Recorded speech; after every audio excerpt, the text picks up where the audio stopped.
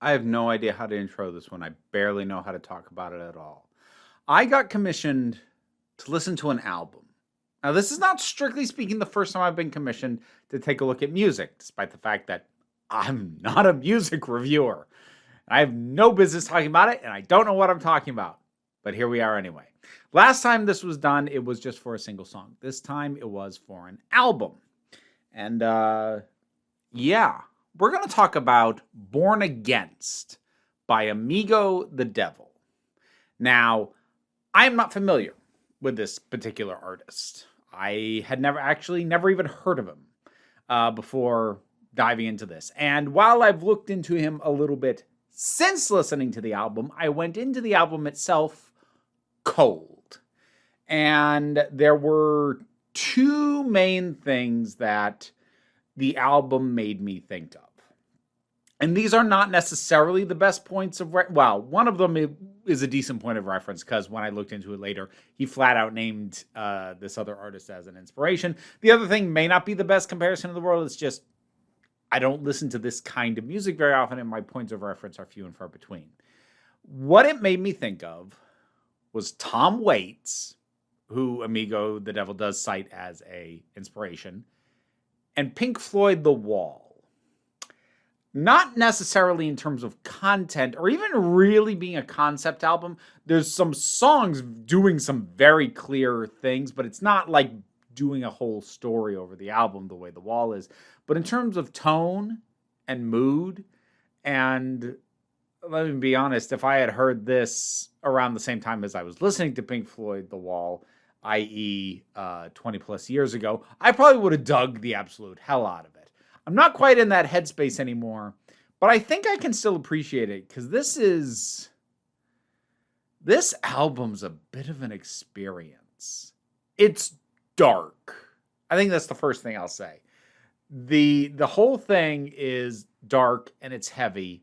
It'd be an overstatement to call it oppressive, but it does some things and had some impacts I'm not used to music having. By and large, music completely on its own does not often have a very severe impact on me.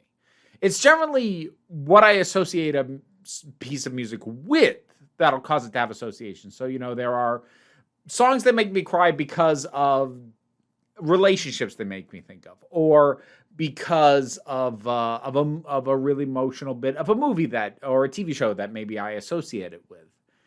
But completely on its own, things don't impact me that much usually. I also don't recall ever being truly unsettled and disturbed by a song before. Well, I have now with one of the songs on here. But yeah, if you're familiar with Tom Waits, sort of 80s, 90s era Tom Waits, because I'm a weirdo. My own personal Tom Waits album is Nighthawks at the Diner, which is one of the first ones, might even be the first one he did, and is sort of like his style filtered through like almost a beatnik coffee shop kind of presentation. But anyways, that's a whole other conversation. But that kind of grit in the voice and that kind of grungy feeling to the songs, yeah, there's a lot of that here. And as I said, for the most part, it is dark, and there's a lot of things touched on. Like I said, it doesn't tell a cohesive or even semi-cohesive story. These don't all flow one into the next. Some of them do very directly, including the one that unsettled me. Some of them do flow very directly one into the other, but not every single song does that. So early on, there's a lot more discussion of God, of more sort of existential worries, fears, anger. And then later on, it gets, let's go with, visceral. And then it ends on a note that is very melancholy, but very touching at the same time.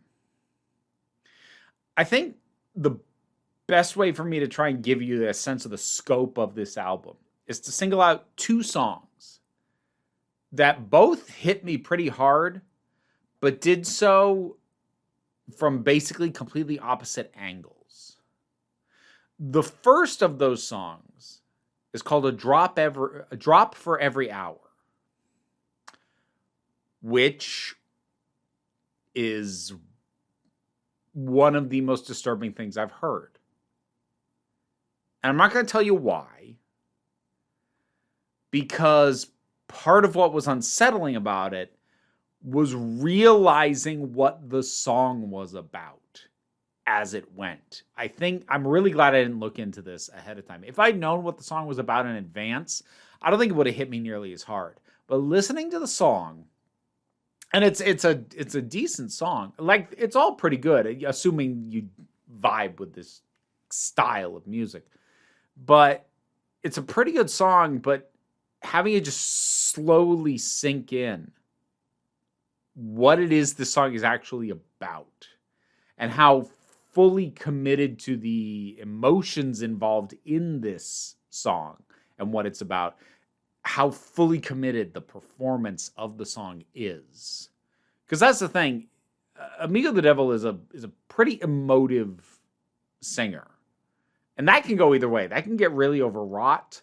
But I've often found that this style of song is often done with kind of a flat delivery is an overstatement, but like kind of just letting the words speak for themselves and not putting a ton of emotional emphasis behind them. That's not really the case here. So that one hit me because I didn't know what it was about. And I was discovering what it was about as it went. The other one that really hit me, though, as I said, came at it from the opposite angle. And that song was Letter from Death Row. And that one hit me because the title gives away what the song is. So even if you didn't look anything up in advance, you already know what the song is just from the title. And this one hit me hard because I knew the context. Both these songs were pretty impactful on me by doing the exact opposite thing. One, because I had no idea what it was doing, and the other because I knew exactly what it was doing from the start. And they don't evoke the same feelings, but they show a really deft hand at evoking something deeper than just, oh yeah, that's a pretty good song. This isn't music to chill out to. This isn't music to rock out to. This is music. This is music to sit in darkness to. This is music to sit on the porch and see the smoke of wildfires in the distance. This is that kind of music. It's difficult to know whether or not to recommend it. I would say if this sounds intriguing to you, listen to the first two songs, and you should have a sense of whether or not it's at least going to interest you. Because, like, for me to say that I enjoyed it feels like the wrong words. I'm glad I listened to it. I'm not sure if I would listen to it again, but I am glad I heard it. It's also not that long. It's only a little over a half hour. So despite everything that it's doing, and it's doing a fair bit, and there's some other interesting songs as well. You know, I chose to highlight those two, but some other ones that I thought were particularly good. There was Quiet as a Rat, which that was like where I first really started to key into what this album was doing. That's the second song on the track. Murder at the Bingo Hall. That was an interesting one. Yep. And then other ones like Different Anymore. Another Man's Grave was another pretty evocative one if you're paying attention to the lyrics. That was one that I didn't fully understand listening to it, but I did, looking into it a little later, finding out a little bit about what some of the lyrics meant and going, oh, damn. But those two that I mentioned, Drop for Every Hour and Letter from Death Row, I knew exactly what those ones were doing, although in the case of the former, not until about halfway through did I realize fully what it was doing. And those, yeah. And some of the others, even when I didn't fully appreciate everything that was going on when I was listening to it, they were still well done and still just hit for the raw artistry of it and the raw impact of the delivery. So if this is your kind of music at all, there's something here for you. But yeah. Born Against by Amigo the Devil. Have you listened to it? What did you think about it? Whatever your thoughts are, drop something down in the comments. Let's talk about it. Patreon was how I was commissioned to listen to this. So yeah, commission me to listen to music, watch shows, movies, read books. I'm so behind on the books, but whatever. Don't worry too much about it.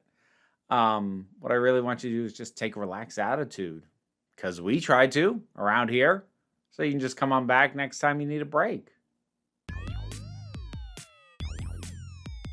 Massive thanks to my Patreon supporters, and in particular, I want to thank Robin Moore, Zubin Lutfullah, Tarak, the thing that goes doink in the anime, Ruth, Oliver B., Solitary Pictures, Ulrich Bogdan, Melinda Walters, Jen, Leotha Boyd, Auntie Kate 808, Becky Sparks, Fernabilax the Poodle, Robin Powell, Tracy Scrabbit, Angry Kasparov, Adam R.D.L. Taylor, David Hall, Shayla Gourlay, and Rosalind Bennett.